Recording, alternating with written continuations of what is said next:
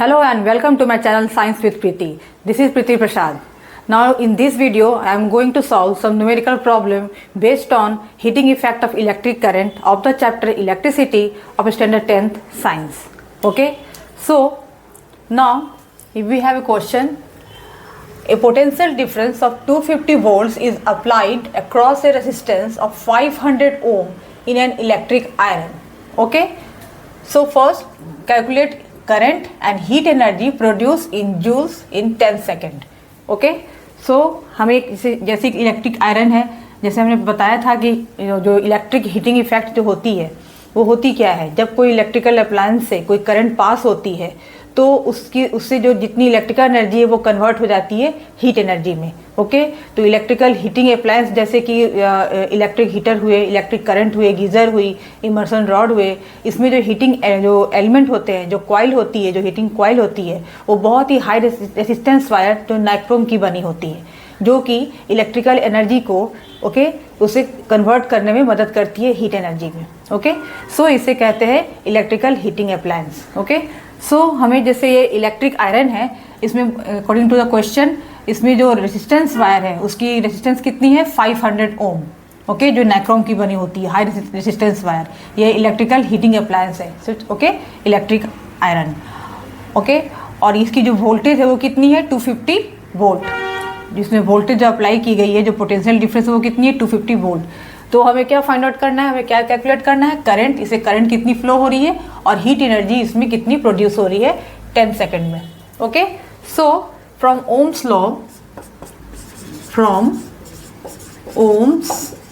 Law we know that R is equal to V upon I. Okay, so हमें क्या find out करनी है, current. So I is equal to V into R. Okay, so I is equal to V upon R. Okay, V upon R. Clear. अब इसमें जो है voltage कितनी है इसकी 250. ओके, और रेजिस्टेंस कितनी है इसकी 500. क्लियर. तो इसको सॉल्व करें. 25 1 जा 25, 25 2 जा 50, ये 0 0 तो कैंसिल हो जाएंगे. क्लियर. ठीक है, तो ये क्या हो गया 1/2, ये एम्पियर हो जाएगी. करंट की यूनिट क्या होती है एम्पियर. Okay, ampere. सो यानी 0.5 एम्पियर. ओके, ये इसकी हो जाएगी करंट. इसे करंट हमने कैलकुलेट कर लिया. अब हमें क्या फाइंड आउट करनी है, heat energy produce in joules in 10 second. Okay, so ये तो हो गई. अब हमें इससे क्या मालूम करनी, second question heat energy. Okay, तो ये तो हमने करंट फाइंड आउट कर लिया. Okay, question number 1. अब हमें सेकंड में क्या करना है, find out heat energy. Okay, heat energy. So from joules heating effect जो हमने जो फाइंड आउट किया था, joules law of heating effect, तो क्या होते हैं इसमें H is equal to I square R T, ये हमने रिलेशन फाइंड आउट किया था. ठीक है, joules law of heating effect. So joules law of heating जो है ये क्या है, H equal to I square R T. तो I कितनी है इसमें 0.5, करंट कितनी है 0.5, ये स्क्वायर हो गई. रेसिस्टेंस कितनी है इसकी 500. ओके, और उसके बाद ये जो T क्या है, टाइम कितना टाइम है 10 second. Heat energy produce in joules in 10 second. Okay, तो टाइम क्या है 10 सेकेंड. क्लियर. सो इसे मल्टीप्लाई करेंगे, इस सबको मल्टीप्लाई करने पे क्या आएंगे हमारा आंसर 0.5 इंटू 0.5, और ये जो है 500, ये जो है ये 5000 हो गई. ठीक है, ये सबको मल्टीप्लाई करने पे आंसर क्या आएंगे 1250 जूल. हीट एनर्जी कितनी प्रोड्यूस हुई 1250 joule. Clear. Now the next question is calculate the heat produced when 96,000 coulomb of charge is transferred in 1 hour through a potential difference of 50 volts. Okay, charge कितनी है 96,000.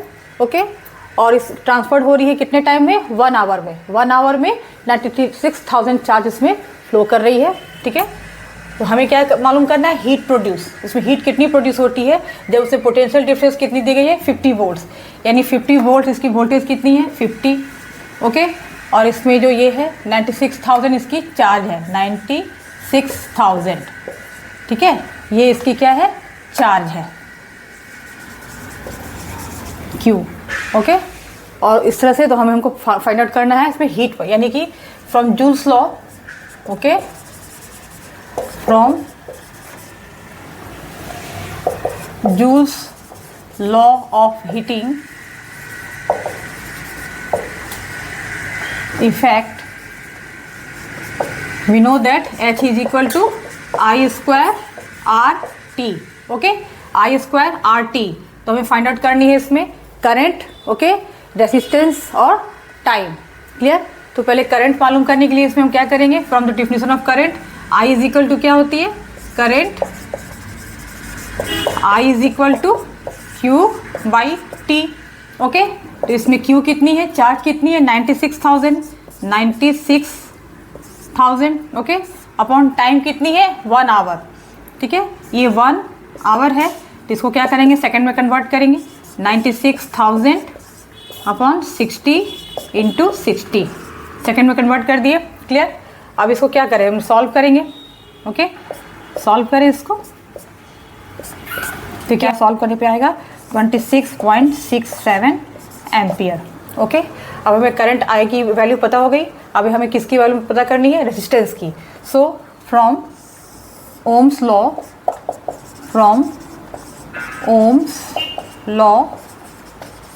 Are is equal to क्या होता है V by I, clear, R is equal to V by I.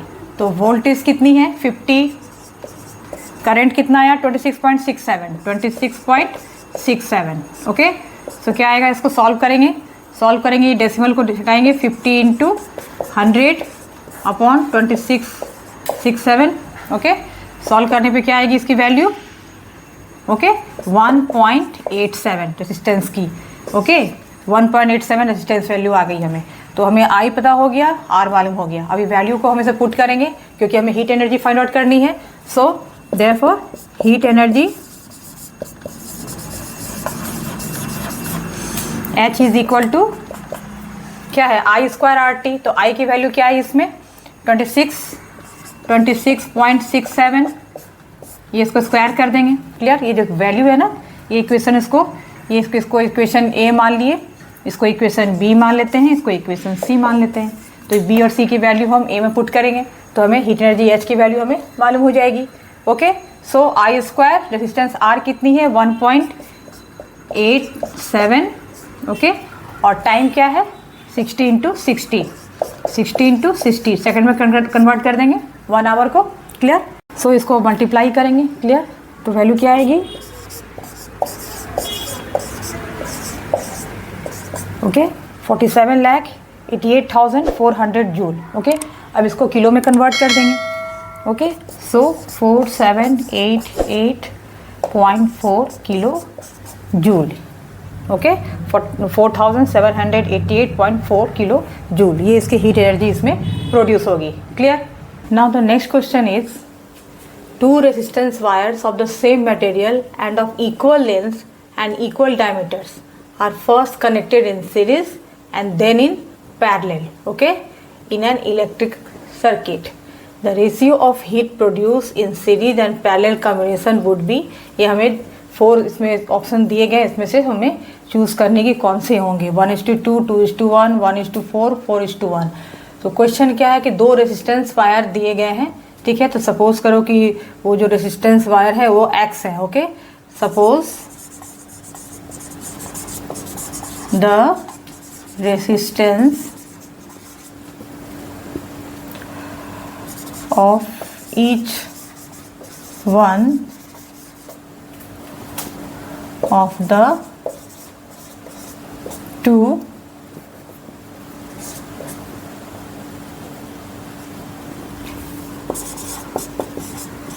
wires is X, ठीक है। Suppose the resistance of each one of the 2 wires is X। एक मान low resistance है जो 2 wire दिए गए हैं उसके रेजिस्टेंस को मान लेते हैं कि वो x रेजिस्टेंस है। क्लियर? तो अगर वो एक तो सीरीज में फॉर्म में कंबाइन किए जाते हैं और एक सेकंड केस में पैरेलल फॉर्म में। तो अगर सीरीज फॉर्म में है तो अगर वो कनेक्ट है सीरीज फॉर्म में, यानी कि ऐसे करके कनेक्टेड हैं, 2 रेजिस्टेंस वायर है वो सीरीज फॉर्म में, इस तरह से 2 वायर आपस में कनेक्टेड हैं। ठीक है, तो इसके हमको कंबाइंड रेजिस्टेंस क्या आएगी? Okay, suppose the resistance of each one of the 2 wires is x, then if, अगर वो कौन से कंडीशन में कॉम्बिनेशन में, अगर सीरीज कॉम्बिनेशन है, if they are connected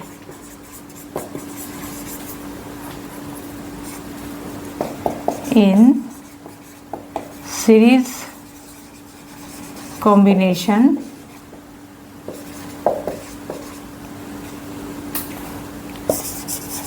then the combined resistance क्या होगी इसकी? combined resistance उसकी निकालेंगे, इफेक्टिव रेजिस्टेंस जो बोलते हैं, इक्विवेलेंट रेजिस्टेंस। अगर वो सीरीज फॉर्म में है तो 2 रेजिस्टेंस वायर अगर सीरीज फॉर्म में कनेक्टेड हैं तो क्या हो जाएगी? R is equal to x plus x. ठीक है, ये कंबाइंड रेजिस्टेंस निकले जब 2 रेजिस्टेंस वायर सीरीज फॉर्म में है। क्लियर? और नेक्स्ट केस में क्या है? पैरेलल। तो फिर पैरेलल कॉम्बिनेशन में भी निकालेंगे। ठीक है, और इसमें जो ये आई क्या होगी? R is equal to x plus x, यानी कि 2x। ठीक है, so if they are connected in series combination, then the combined resistance R is equal to x plus x, that means R is equal to 2x. Let heat produced with series combination be H1. Okay, जो series combination के साथ जो heat produce हो रही है, suppose करो कि वो H1 है, then H1 will be I square RT। तो R कितना है, रेजिस्टेंस कितना है इसमें? 2x। क्लियर? तो I स्क्वायर RT यानी I स्क्वायर 2xt, ये इक्वेशन 1 इसको कंसिडर कर लेते हैं। Okay okay, now if they are connected in parallel combination,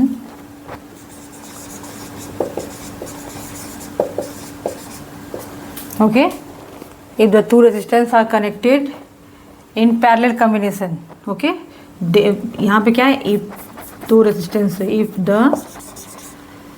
2 resistance okay are connected in parallel combination, then combined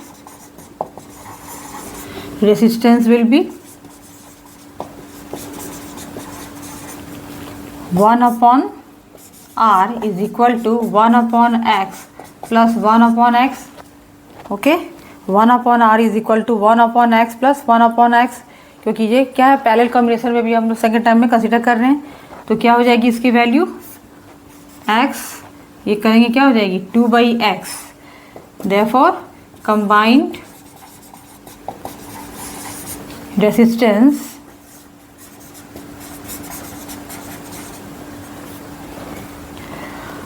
R is equal to x by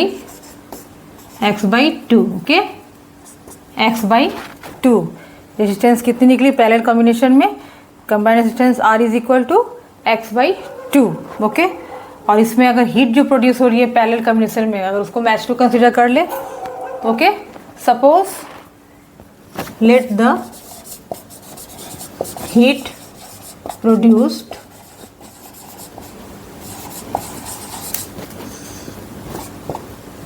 in parallel combination be H2। इसको H2 consider कर ले। Parallel combination में जो heat produce हो रही है उसको H2 consider कर ले, तो क्या हो जाएगी? H2 is equal to heat produce, H2 is equal to I square R। R कितनी आई? इफेक्टिव जो कंबाइंड जो रेजिस्टेंस है, इफेक्टिव रेजिस्टेंस कितनी? x by 2। ओके, तो रेजिस्टेंस क्या है इसकी? x by 2। Okay, I square RT, और T किसकी हो जाएगी? ठीक है, ये हो गई इक्वेशन 2। क्लियर।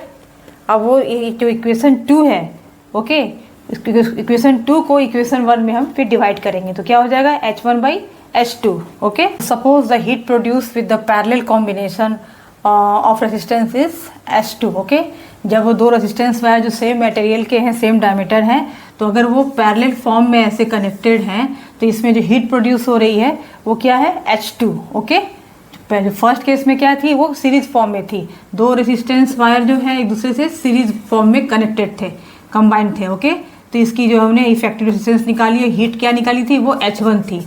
और ये क्या है, जब वो पैरेलल फॉर्म में है तो उसकी जो उसकी हीट प्रोड्यूस हुई वो H2 है। क्लियर। सो हीट प्रोड्यूस तो वो H2 is equal to I²।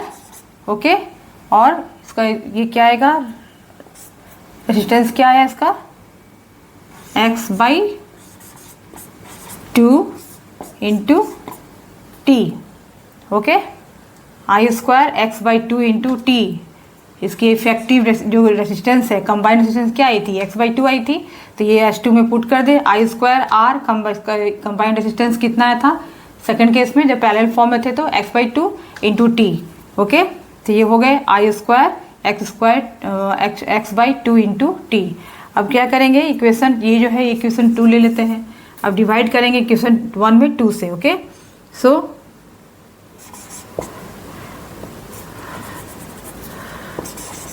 by dividing equation 1 by equation 2 we get H1/H2 is equal to, H1 क्या था, I²। ओके, H1 क्या था इक्वेशन 1, उसमें क्या था, I²। Okay, 2x into T। और सेकंड केस में ये पैरेलल फॉर्म में जो है क्या है, H2 is equal to I²